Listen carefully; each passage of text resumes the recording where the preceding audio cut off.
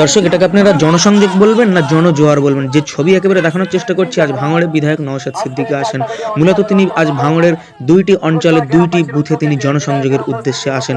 প্রথমে তিনি ভাঙড় ভগবানপুর অঞ্চলের নাঙ্গলবেকি এলাকায় একটি জনসংযোগ করেন, সেখানেও হাজারে হাজারে মানুষের জমায়েত হয়। তারপরে তিনি চালতাবেড়িয়া অঞ্চলের কচুয়া ফুলবাজার এলাকায় ৫:৩০ থেকে জনসংযোগের জন্য উপস্থিত হন। আর জনসংযোগের জন্য উপস্থিত হওয়ার সাথে সাথে একেবারে হাজারে হাজারে মানুষ প্রিয় বিধায়ককে ঘিরে তার বক্তব্য শোনার জন্য সেখানে অপেক্ষা করতে থাকে। প্রিয় নেতা নওশাদ সিদ্দিকী কখন আসবে এবং কী বক্তব্য রাখবে শোনার জন্য অধীর আগ্রহে উপস্থিত করতে থাকে ভাঙড়ের চালতাবেড়িয়া অঞ্চলের মানুষেরা। যে ছবি দেখানোর চেষ্টা করছি, নওশাদ সিদ্দিকী আজ এখান থেকে কচুয়া ফুলবাজার থেকে কী বক্তব্য রাখলেন সেটাও আপনাদেরকে শোনানোর চেষ্টা করব। এবং নওশাদ সিদ্দিকী এখান থেকে জনসংযোগ সেরে যখন রওনা দিচ্ছেন, বার হয়ে যাচ্ছেন, একেবারে তার পিছনে কিন্তু তার হাতে একবার হাত দেওয়ার জন্য হাজারে হাজারে ভাঙড়বাসী কিন্তু জমায়েত করে থাকে রাস্তার দুই ধার থেকে। একেবারে দেখতে পাচ্ছেন হাজারে হাজারে মানুষ তার সঙ্গে হাতে হাত দেওয়ার জন্য জমায়েত করে। সেই ছবি আমরা তুলে ধরছি। ২০২৬ বিধানসভা নির্বাচন ঘোষণা হতে আর কয়েক মাস বাকি, আর তার আগেই নওশাদ সিদ্দিকী যখনই ভাঙড়ে আসছে একেবারে হাজারে হাজারে মানুষের বাঁধ ভাঙা কিন্তু উচ্ছ্বাস। সে ছবির ব্যতিক্রম আজ হলো না। সেই ছবি একেবারে তুলে ধরছি। যে যেখান থেকে আপনারা ভিডিওটি দেখছেন প্রচুর পরিমাণে শেয়ার করবেন। আমাদের চ্যানেলে নতুন হলে চ্যানেলটি সাবস্ক্রাইব করুন, ফেসবুক পেজে দেখলে পেজটি ফলো করবেন, ভিডিওটি প্রচুর পরিমাণে শেয়ার করবেন, আপনার মূল্যবান মতামত কমেন্ট করে জানাবেন এবং কোন জেলা থেকে দেখছেন, কোন বিধানসভা থেকে দেখছেন কমেন্ট করে জানাবেন। নওশাদ সিদ্দিকী আজ এই মঞ্চ থেকে ২০২৬ বিধানসভা নির্বাচনকে সামনে রেখে কী বক্তব্য রাখলেন শুনতে থাকুন এবং ভিডিওটি আপনারা প্রচুর পরিমাণে শেয়ার করে প্রত্যেকের কাছে পৌঁছে দিন। আইএসএফ বিধায়ক তথা আইএসএফের চেয়ারম্যান পীরজাদা নওশাদ সিদ্দিকী আজ এখান থেকে কী বক্তব্য দিলেন সরাসরি আপনারা শুনতে থাকুন বিএনএন বাংলার পর্দায়। অনেকে বলে আমাদের কানটা খারাপ হয়ে গেছে, জানেন ভালো করে গাল চোখ আমি খাড়া রাখি একদম। তো আমি যখন গাড়ি নিয়ে যাচ্ছি, এইটা আওয়াজ যাচ্ছে, ওইটা ওইটা ভাঙড়ের বিধায়ক যাচ্ছে, এটা আমাকে শুনতে কিন্তু বিশাল ভালো। আপনারা আশার বীজ বপন করেছিলেন, আজকে সারা রাজ্যের মানুষ আপনাদেরকে ফলো করছে, তারা মানসিক প্রস্তুতি নিচ্ছে আপনাদের সাথে সাথে, যে আমরা রাজ্যের সবাই মানুষ যদি একটা জায়গায় ভোটটা দিতে পারি, অর্থাৎ বিজেপি তৃণমূলের বিরুদ্ধে যদি ভোটটা আমরা করতে পারি, তাহলে আগামী দিনের যে স্বাস্থ্যমন্ত্রী আসবে, সে স্বাস্থ্যমন্ত্রী আমাদের হাতে কান ধরিয়ে দেবে না, স্বাস্থ্য পরিষেবার আমূল পরিবর্তন করবে। আমি আপনাদের একটা কথা দিই, আপনাদের আমি কথা দিয়ে যাচ্ছি, এখানে নয় সারা রাজ্যের মানুষকেও বলেছি, আজকেও বলছি, যেখানে যাচ্ছি সেখানে বলছি, আগামী দিনে যদি বাংলার মানুষ স্বাস্থ্যমন্ত্রী তৈরি করার দায়িত্ব আমাদের হাতে অর্পণ করে, আমি কথা দিয়ে যাচ্ছি প্রতিটা জেলায় বছরে একটা করে পিজি আর জিকর এনআরএস এর মতো হসপিটাল তৈরি হবে। আমি আপনাদের বলি, বীরভূমের মানুষকে কলকাতায় পরিষেবা দিতে হচ্ছে, বাঁকুড়ার মানুষকে কলকাতায় আসতে হচ্ছে পরিষেবা দিতে, শিলিগুড়ির মানুষকে কলকাতায় আসতে হচ্ছে স্বাস্থ্য পরিষেবা দিতে, আপনার দার্জিলিং এর মানুষকেও কলকাতায় ছুটে আসতে হচ্ছে। আর আমরা যদি বাংলার মানুষ আগামী ২০২৬ সালে আমাদেরকে সুযোগ দেয়, আমি তো একাই বলবো না ভাই, ২০২৪টাতে ভালো করে আপনাদের বুঝতে হবে, আমরা একটা চেষ্টা করছি একটা জোট বাঁধবো। সেই জোট বেঁধে যদি আমরা আসে, আপনারা আমাদের সেই জোটকে যদি সুযোগ দেয়, তাহলে আমি আপনাদের কথা দেব, বাংলার মানুষকে বা সুন্দরবনের মানুষকে কলকাতাতে গিয়ে ট্রিটমেন্ট করতে হবে না, পিজি হসপিটাল এই দক্ষিণ ২৪ পরগনায় উঠে চলে আসবে। পিজি হসপিটাল বাঁকুড়ায় যাবে, পিজি হসপিটাল যাবে কোথায়? মুর্শিদাবাদ, মালদাতে যাবে, হুগলিতে যাবে, হাওড়াতে যাবে। এই ব্যবস্থা আমরা করব। এই দায়িত্ব কিন্তু আপনাদের হাতে নির্ভর করছে, মানে ভোটারদের।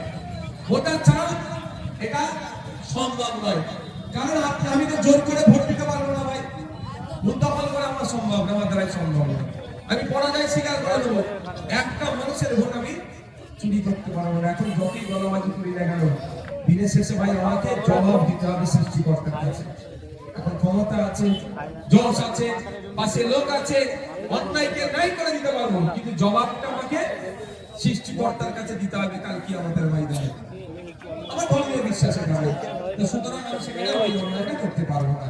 কিন্তু আমি আপনাদের কাছে আমি আহ্বান করতে পারি, কি আহ্বান করলাম, যে আগামী দিনে রাজ্যের মানুষ যদি স্বাস্থ্যমন্ত্রী ঠিক করে দেয়, তাহলে একটা করে আগামীতে যদি রাজ্যের মানুষ কৃষি মন্ত্রী তৈরি করার সুযোগ দেয়, কৃষকদের মাসিক গড়াই স্বামীনাথন কমিশনের সুপারিশ অনুযায়ী উৎপাদিত ফসলের 3 গুণ দামের ব্যবস্থা আমরা করব। আপনাদের বলি, এখানে গার্জেনরা আছেন, আমি অনেক আগে বলেছি, আজকেও বলছি, অনেক মায়েরা আছে আমি দেখতে পাচ্ছি, আমি বাপেরা আছে বলবো, যে হাতে মমতা ব্যানার্জি আপনাদেরকে 1000-1200 টাকা দিচ্ছে আপনার বাড়ির মহিলাদেরকে, ওই হাতেই কিন্তু মমতা ব্যানার্জি আপনার পরিবারের শিশুগুলোর কিন্তু ভবিষ্যৎকে ধ্বংস করছে।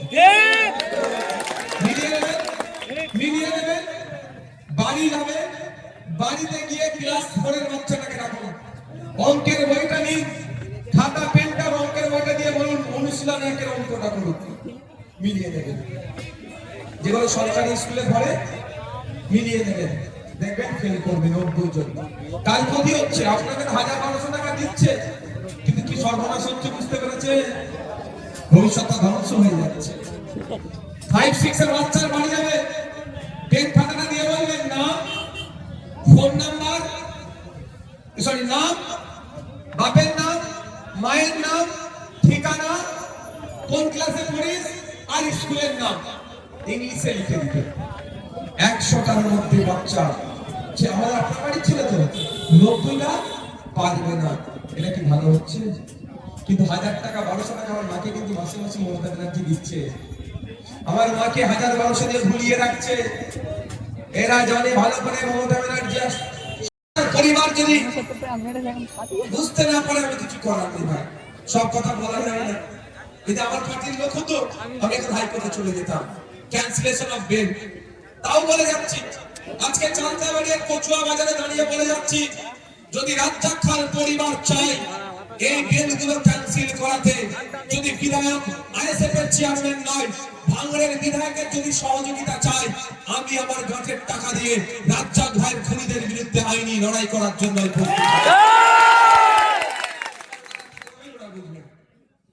একটা স্কুটি আর 10,000 টাকার মাইনের চাকরিতে চাকরি শেষ থেকে যাবেন না, ওনার স্বামী ওনার ছেলের পিতাকে যারা খুন করেছে তাদেরকে জেলের ভাত খাওয়াবে, ওটা ওনাদের উপরে নির্ভর করছে, আমি জোর করতে পারবো না। আমি আমার যদি ছেলে হতো, আমার ছেলেদেরকে হচ্ছে আমি আইনি লড়াই করছি, আইনি আমার 3টে ছেলেকে কিডন্যাপ খুন করেছে, আইনি লড়াই করছি, একজনকে জেলের ভাত খাইয়েছি আর একজনকে জেলের ভাত খাওয়াবো। কেউ তাকে বাঁচাতে পারবে না জেলের ভাত খাওয়ানো থেকে।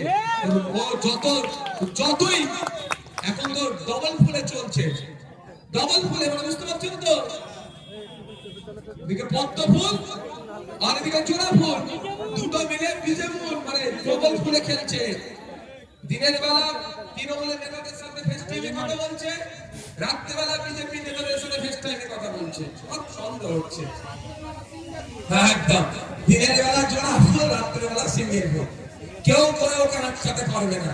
আমি আমার ছেলেদেরকে যারা ফোন করেছে তাদের আইনি লড়াই করছি এবং জেলের ভাত খাইয়েছি, আর একটাকে বাকি আছে খাওয়াবো, তারা মানে নিস্তার আমি হবো না, চুপ হবো না। প্রসঙ্গত লাগলে আমার ফিরে আসছি। তো এই যে হিংসা হচ্ছে শিক্ষার অভাবের জন্যই তো হয়, শিক্ষার অভাবের জন্যই। যদি আমার কাছে শিক্ষা থাকে আমি হিংসায় জড়াবো না, কারণ হিংসায় জড়ালে আমার ভবিষ্যৎ খারাপ হবে। আর ওই জন্য গোড়া থেকে শিক্ষাটাকে মেনে দিচ্ছে।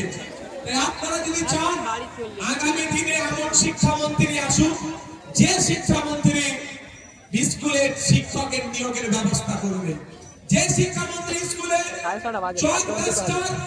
স্কুলের শিক্ষা পরিকাঠামো ফিরিয়ে নিয়ে আসবে, ইভেন স্কুলে বাচ্চারা যে টয়লেটে যায় সেটাও পরিষ্কার রাখার ব্যবস্থা করবে।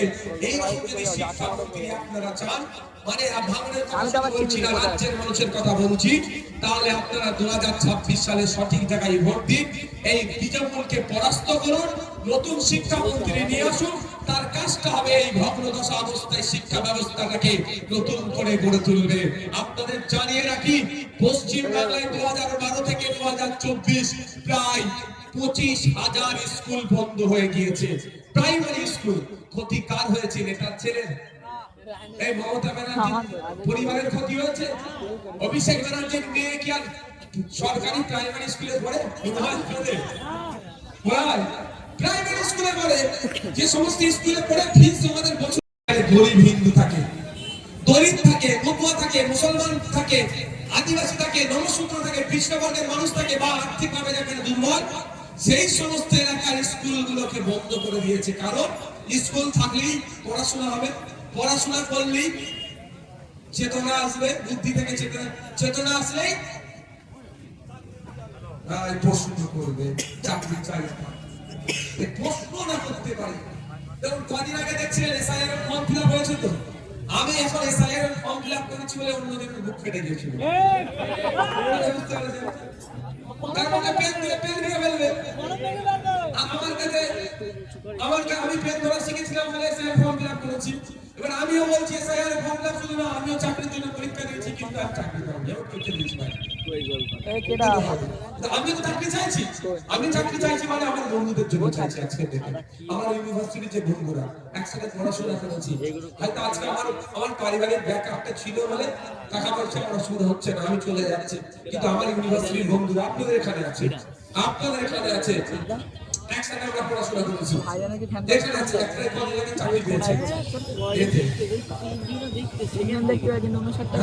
অনেক কলেজ আছে, আমরা একজন চাকরি পেয়েছি। জানি না ঠিক কবে পেয়েছে, জানি না বিস্তারিত করতে যাবো না। কিন্তু আমার প্রশ্ন এটাই, শিক্ষা থাকলে চাকরি আওয়াজ তুলবে, শিক্ষা থাকলে অন্যের বিরুদ্ধে কথা বলবে, শিক্ষা থাকলে মিথ্যা ধরে ফেলবে। সেই জন্য আপনাকে শিক্ষাই মেরে রেখেছে। আপনারা যদি চান যে এই দুরবস্থা কাটিয়ে তুলতে হবে, তাহলে আপনাকে একটা নতুন শিক্ষামন্ত্রী আনতে হবে। এই নতুন শিক্ষামন্ত্রী আপনি যখন তখন ইচ্ছা আনতে পারবেন না, নির্দিষ্ট সময়ে 5 বছর পর পরে আনতে পারবেন। সংবিধান সেই সুযোগ আপনাকে দিয়েছে। এবার আপনারা দেখুন রাজ্যের মানুষ নতুন শিক্ষামন্ত্রী কিভাবে আনবেন। আমি আমার সাথে সাথে বলি, এই ওয়াকাফ সম্পত্তি হাতছাড়া হয়ে যাচ্ছে না। এবার প্ল্যান এসে গেছে তো। আমার বিরুদ্ধে ভাঙড়ের কিছু তৃণমূলের নেতা গুসা করে। আমি তাদেরকে বলতে চাই, আপনার আব্বার, আপনার দাদুর, আপনার নানার, আপনার নানির আম্মা, আপনার আম্মার কবরটা যে সুরক্ষিত আছে না, এখনো কবরের উপরে যে মদের ফ্যাক্টরি হয়ে যায়, আপনার আব্বার কবরের উপরে যে লেদার কমপ্লেক্স থেকে লেদার কমপ্লেক্সের পাশে অনেক জুতোর ফ্যাক্টরি আছে তো, এই জুতোর ফ্যাক্টরি হয়ে যায়নি, এটা মাথায় রাখবেন। কোনো মমতা ব্যানার্জির কেস করাতে নয়, কোন শুধু আপনার অভিষেক ব্যানার্জির কেস করাতে নয়, এখানকার এমপির কেস করাতে নয়, নওশাদ সিদ্দিকী ভাঙড়ের বিধায়কের কেস করার জন্য, আমাদের মতো গুটি কয়েক মানুষের কেস করার জন্য বাপের কবরটা কেন সুরক্ষিত আছে? দিদি একটা সব সামলে নেবে, দিদি সামলায়নি, সামলেছে নওশাদ সিদ্দিকীদের মতো গুটি কয়েক মানুষ। আমাদের মামলাটা করা আছে বলে এখনো পর্যন্ত ওই নেতার বাপের কবরটা বেদখল হয়ে যায়নি। না হলে হয়তো এতক্ষণ মদের ফ্যাক্টরি করতো বাপের কবরের উপর। যদিও ও এখন মাতাল কি নর্মাল বলতে পারবো না,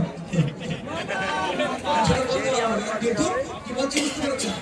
তা আপনার ওয়াকাফ সম্পত্তি আপনি বাঁচাবেন কিভাবে? আপনার মসজিদটা বাঁচবে কি করে? আপনার মাদ্রাসাটা বাঁচবে কি করে? আমার এখানে অপর্ণা দিদি আছে ম্যাডাম, ওনাদের ধর্মীয়তে দেবত্ব সম্পত্তি হয়, দেবদেবী নামে সম্পত্তি।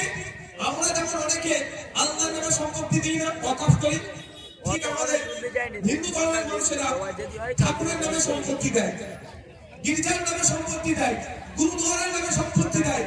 এগুলো রক্ষণাবেক্ষণ কিভাবে হয়? The religious endowment act 1863, the religious endowment act 1863 সালের আইন অনুযায়ী এগুলো রক্ষণাবেক্ষণ হয়। দেখুন আপনাদের, তাহলে আপনি আপনার সম্পত্তিটা রক্ষা করতে পারছেন না। আজকে আপনার সম্পত্তিতে হাত দিয়েছে, কালকে আপনাদের সম্পত্তিতে হাত দেবে, দেখবেন মন্দিরের সম্পত্তিতে। এরা জমি হাওড়দের নজরে পড়েছে, জমিগুলোকে নিতে হবে। এইটা হাত থেকে বাঁচবেন কি করে? আমি চিন্তালে হবে এখন কোন জায়গায় 4 টাকা হয়, কোন জায়গায় 5 টাকা হয়, এলাকার বিশেষে হয়। আমি যদি বলি 3 টাকা, আমি ধরলাম সব থেকে কম একটি ফুলকপি তৈরি করতে বীজ বপন, সার, পানি দেওয়া প্রায় 3 টাকা খরচ হয়ে যাচ্ছে। আপনারা সেটা মার্কেটে হয় 3.5 টাকা, কোন সময় আবার 3 টাকাতেও বিক্রি করতে হয়, বা 4 টাকায় খুব বেশি হলে বিক্রি করছে। জোড়া খুব বেশি হলে গতকালকে শুনলাম ওরা 10 টাকায় জোড়া বিক্রি করে দত্তপুকুরে। আপনারাও আশপাশে হবে, তাহলে বলুন আপনারা জোড়া কত টাকায় বিক্রি করেন? এটাও বলে যায় আপনাদের হয়তো শুধু 30 লাখ টাকার কাজ করতে দিয়েছে, 3 কোটি টাকার কাজ করতে ওরা দেয়নি, তাও নিশ্চিন্তে থাকুন বাকি 3 কোটি টাকা বাড়ি থেকে নিয়ে এসে আমি আপনাদের হাতে তুলে দিলাম। কিন্তু আপনাদের কাছে আমার একটা দাবি থাকবে, আপনাদের 3 কোটি টাকা ওরা ক্ষতি করছে বা আপনার 30 লক্ষ টাকা কে ক্ষতি করছে? সরকার করছে। তাহলে আমি ক্ষতিপূরণটা কিন্তু আমি ম্যানেজ করে দেবো, কিন্তু ক্ষতি করছে, অন্যায় করছে, অন্যায়ের জবাব আপনাদের দিতে হবে। দেবেন তো নাকি? দেবেন তো নাকি? হাত তুলে একটু দেখান তো, এই অন্যায়ের জবাব দেবেন তো নাকি? এইটা দিতে হবে, নিশ্চিন্তে থাকুন। ভরসা করেন তো নাকি আমাকে যে ভাইজান আপনাদেরকে ছেড়ে যাবে না? কারণ একদিকে টাকা, একদিকে ওইদিকে টাকা, মিথ্যা মামলা, হুমকি, আর অপরদিকে ভাঙড়ের অমৃত বাপ ভাই, মা ভাই বোনের ভালোবাসা, স্নেহ। আমি বারবার টাকা, হুমকি, মন্ত্রিত্বকে ছেড়ে দিয়েছি, আপনাদের ভালোবাসার কাছে আমি পরাজিত হয়েছি, আগামী দিনে পরাজিত হব। বন্ধু, আমার বলার উদ্দেশ্য এটাই, ওরা কানে কান দিয়ে যে চলে যাচ্ছে বলে কানের দিকে তাকাবার দরকার নেই, কানে হাত দেবে। আমি ইতিপূর্বে বলেছি, আজকেও বলছি, আমি 5 বছরে কি কি করতে পেরেছি, কি কি করেছি।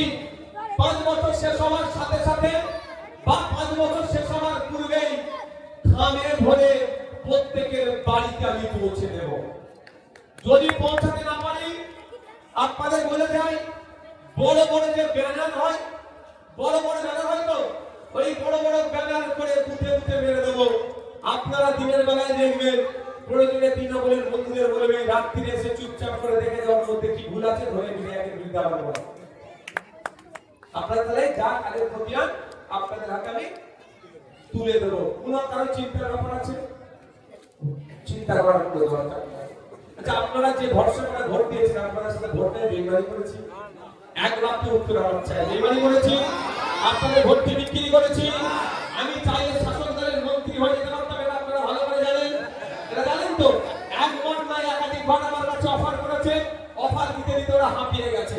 এখন কোনো সাংবাদিক যদি জিজ্ঞাসা করে, ভাই অফারটা আমার আসছে নাকি, আমি বলি হাঁপিয়ে গেছে, আর আসবে না। জানেন অফার বিক্রি হওয়ার নয়, বিক্রি হয়েছে ভাঙড়ের ভোটারদের কাছে, বিক্রি হয়েছে ভাঙড়ের ভোটারদের কাছে। একবার বিক্রি হয়ে গেছে, দ্বিতীয়বার আর বিক্রি আমি হবো না। তাই বলি আপনাদের ভোটকে আমি সম্মান দিচ্ছি, আমি অপমান করেছি। এখন এফআইআর নিয়ে শুনছি নাকি কিছু কিছু জায়গায় গিয়ে আসছে, কি বলে নোটিশ আসবে। ভয় পাওয়ার দরকার নাই। আমি আগেও বলেছি, আজকেও বলেছি, এসআইআর যদি বাদ হয়, সে বাদকে আমরা বন্দী করব।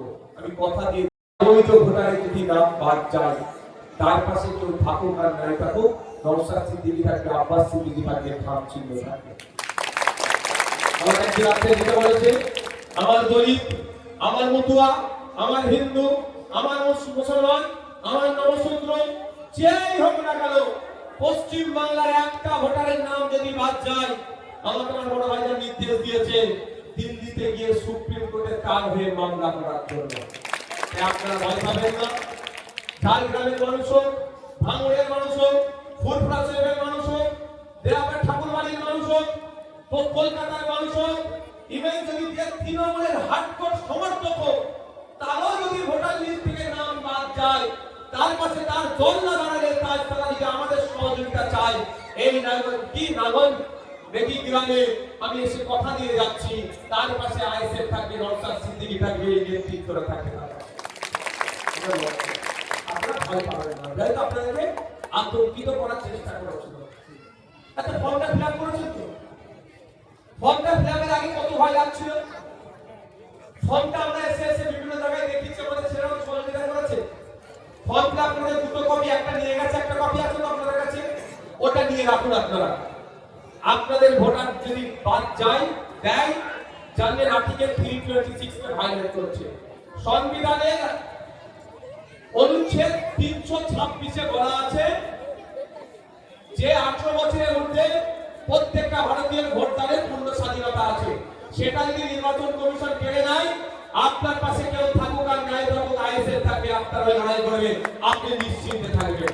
কারণ আপনি যদি নোটিশ আসে, আমি বলবো ভয় পাবেন না, আমাদের নেতৃত্বের সাথে যোগাযোগ করবেন, আমাদের নেতৃত্ব আপনার সাথে কিভাবে সমাধান করা যাবে সেটা বলবে। সকলে ভালো থাকবে, সুস্থ থাকবে।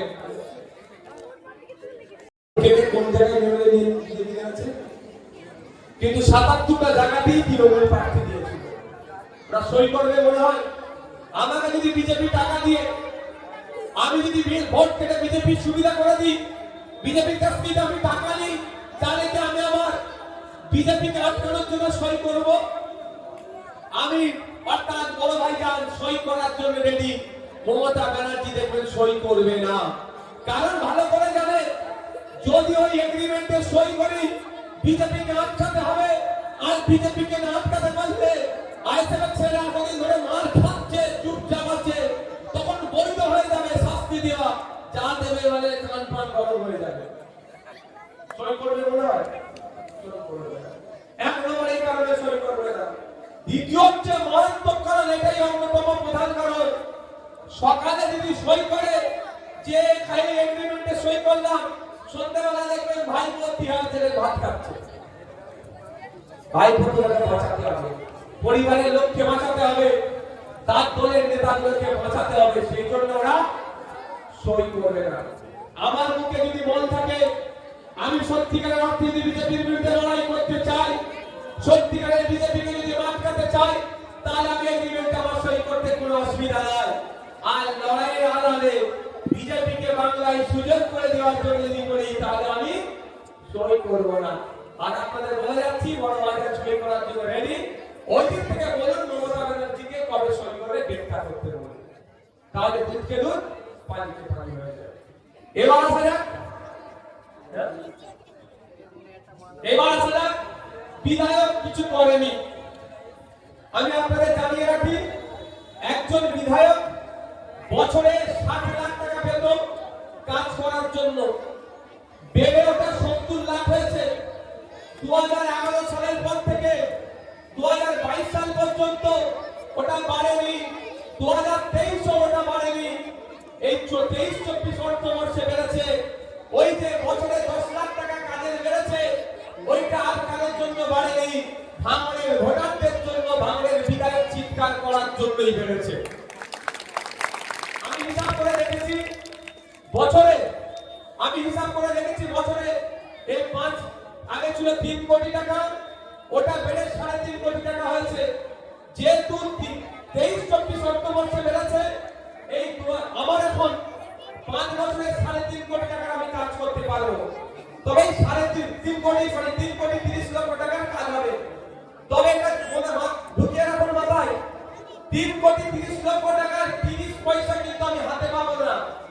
আমাকে কি করতে হবে, কাজ কোথায় কোথায় করতে চাইছি। বাবু তোমরা একটু চুপ করো, বাবু তোমরা একটু চুপ করো। ৩.৩০ লক্ষ টাকার মধ্যে ৩ টাকা ৩০ পয়সা আমার হাতে আসবে না। আমাকে কাজটা দেখে নিতে হবে, এখানে এই কাজ আমি করব, এই কাগজটা জমা দিতে হবে কোথায়, ডিস্ট্রিক্ট প্ল্যানিং অফিসারের কাছে। তারপরে সেটাকে টেন্ডার হবে, সেই